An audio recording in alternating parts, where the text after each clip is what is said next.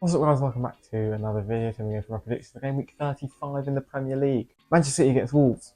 It's crunch time. Manchester City always turn up during crunch time of the season. They're going to win every game from now till the end. I've gone 3-1. Rodri and Hall in the back in training, although neither will be available for this game. Rodri in particular is a huge welcome back. You know, they've really missed him the whole season. He may not play any minutes for the rest of the campaign because, again, he had a huge injury, but it's really nice to have him back. To be fair, Wolves have won 6 games in a row. They're unbeaten in 7. They've only lost 1 out of their last 9. So maybe I'm being a bit too dismissive of them, but it's Manchester City, man. They're inevitable. Aston Villa against Fulham, a huge game in the race for Europe. The sides are currently 7th and 8th heading into this game, but they are separated by 6 points. Villa need to win to keep the Champions League hopes alive. Fulham need to win to keep their Conference League hopes alive. Aston Villa have won 4 games in a row against Fulham. They've won 6 out of the last 7 meetings between the two sides. And Fulham's last win at Villa Park in the Premier League came in 2014. So realistically, Villa should win. They've got a strong enough squad, and after their absolutely abhorrent performance in the FA Cup, they owe it to the Villa Park faithful to make it right, and I've gone 2-1. Aston Villa did lose their last Premier League game right at the end against Manchester City. Beautiful cross from Jeremy Doku. Magnificent player, man. So really, they do need to win every game from now to the end of the season to have a hope of getting back into the Champions League. And to be fair, their run-in on paper is probably the easiest, but they might just be a bit too far behind now. Fulham are so inconsistent as well. They did win their last game, so hopefully they'll lose this one. Everton against Ipswich. After such a good start under David Moyes, Everton have now lost their last 2 games. They've only won 1 out of their last 9 as well, so yeah, maybe that honeymoon period is sort of wearing down now, but Ipswich Town and Leif Davis is going to be suspended as well, so that makes it even more difficult. They lost to Everton at Portman Road. I think they're going to lose again 2-0. This was a score in that reverse fixture. The Lap won't get enough service, and Everton do have some dangerous players in the attack. Obviously, Njai, Dwight McNeil is back too, and from set pieces they're a real threat. Leicester City against Southampton. Many people have dubbed this game the El Spaz. I'm not going to say the rest of it because I don't want to offend anyone. But they're really not wrong. I mean, genuinely, how bad can 2 teams be, man? Southampton absolutely ruined their season by going into it with Russell Martin at the helm. And Leicester absolutely destroyed their season by first going with Cooper, but then sacking him for Van Nistelrooy, who has a case for being the worst Premier League manager of all time. He's been abhorrent. To make matters even worse for Leicester, they've got so many injuries heading into this game. Hermanson's out for the season. Ricardo Pereira got a knock. Facundo Buonanotte is going to be a superstar in the future. It's out because of a concussion. Mavadidi's out, which means Leicester City are going to have absolutely no creativity because it's all on El Canous, with Fatawu still being injured. And Leicester City have not scored a league goal at home since the start of December. Genuinely fair play to all the King Power faithful that still turn up to support their team and watch that shit. Because Ruud van Nistelrooy is committing international war crimes at Leicester City. Southampton need 1 more point to avoid being the worst Premier League team of all time. They're currently joint with Derby's record of 11 points. And they've got Paul Onuachu back, and him against Wout Faes is going to be mad because Wout Faes is already probably the worst defender I've ever seen. But Onuachu, he gets memed a lot, and I've been made memes. He's actually a decent enough player. Like, for 6'8" guy, he's not bad. And he scored a few goals this season. I'm expecting to score another couple here. As much as I do like Leicester, and I hate seeing what's happened to them this season, I'm going 2-1 Southampton. I have to be realistic. They're going to get revenge for what happened at St Mary's early in the season, where they bottled a 2-0 lead to lose 3-2. Arsenal against Bournemouth. Bournemouth were very unlucky in their last game against Manchester United. They were robbed with a really silly red card decision. Bournemouth are now unbeaten in 4 Premier League games, but they have only won 1 out of their last 9, so their form isn't great. Arsenal as well in the Premier League, their form has been really bad. They've drawn 3 out of their last 4, which for their standards at least is very, very bad. But they don't care about the Premier League anymore. Liverpool already won it, they're going to get in the Champions League anyway. Refereeing decisions have been better towards them. Maybe that wouldn't be the case. But it's clear their focus will only be on the Champions League, as it should be. They lost at home in the first leg. I think Thomas Partey definitely would have changed the course of that game. But going to Paris is very difficult. They have to make sure their full team is rested.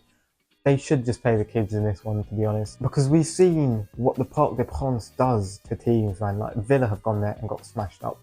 Liverpool went there and despite winning, were battered for 90 minutes. Genuinely was one of the most one-sided games I've ever seen. I don't think it'll be like that for Arsenal with Thomas Partey back. I think they absolutely have a chance of winning. I mean, as you see, I'm wearing a PSG kit. Whoever wins the tie between Arsenal and PSG, I do hope goes on to win the Champions League. But with the eye clearly not in the Premier League anymore, I've gone with a 1-1 draw. Bournemouth do need to win and keep getting points in order for them to maybe get a European spot.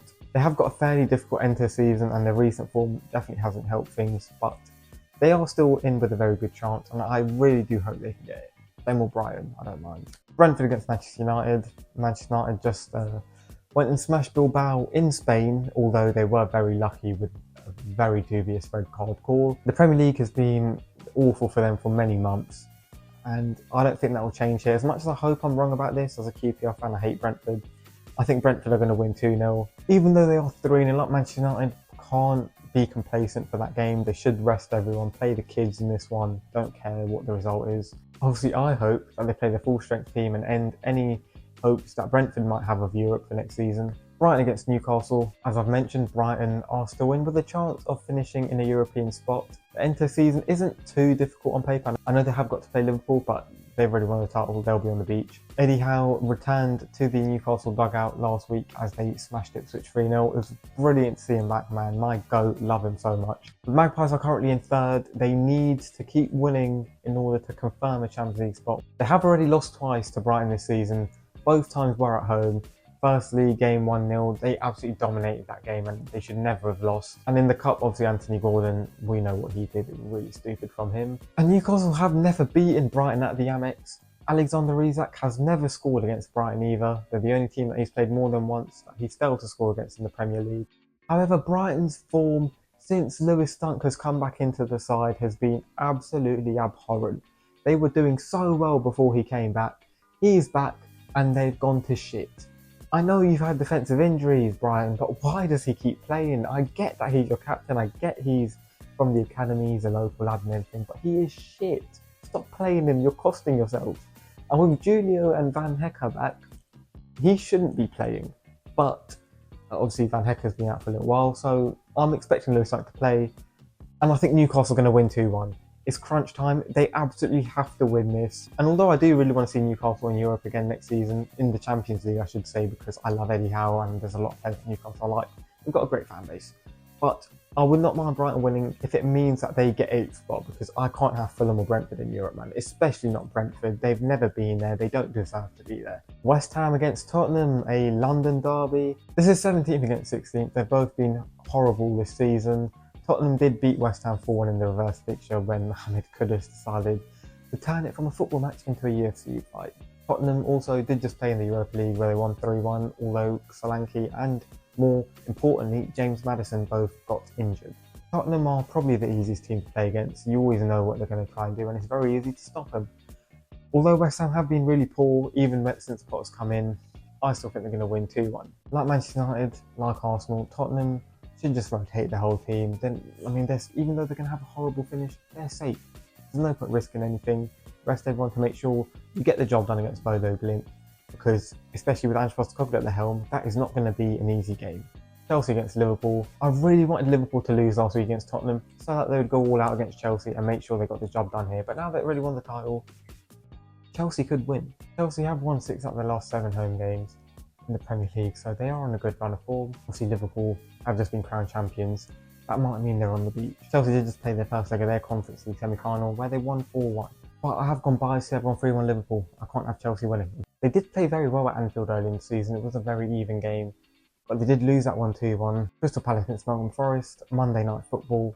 Crystal Palace just got into the FA Cup final after a scintillating performance against Aston Villa. Nottingham Forest, unfortunately, got knocked out of the FA Cup semi-final and then lost to Brentford. They are now in 6th. They were in 3rd for so long. And I've got to say, I'm quite sad about it. They proved everyone wrong, man. They were playing so well. Nuno Espirito Santo looked like a genius. Hey, listen, I've got to admit, I don't think I've been more wrong about anything in my life, man. He's been a revelation. But they are kind of crumbling a little bit. Although I do think Crystal Palace will be completely distracted by the FA Cup. This game means nothing to them. Do you know what I mean? Like, they don't care about the Premier League anymore. They're going to finish in mid-table again. They're going to be 12th again at the end of the season. This game don't matter. For Forest, it is huge. They need to win to keep their Champions League hopes alive. Crystal Palace at home haven't been great this season. They've lost a lot of games by a goal. And this will be another one. I've gone 1-0 Forest. They need to get their defence back to the level it was playing at for so long this season. They've been a bit too leaky lately. And also they haven't been firing enough in attack. They have got options off the bench. Jota Silva, Ramon Sosa. These players haven't really started many games. And obviously that is partly because of how good Hudson-Odoi and Lang have been. But Forest are getting a little bit predictable. Chris Wood hasn't been his same free-scoring self. And hopefully they can get the job done. Come on, you tricky trees. There's some predictions this week. Let me know what you think in the comments down below, and I'll see you soon for another.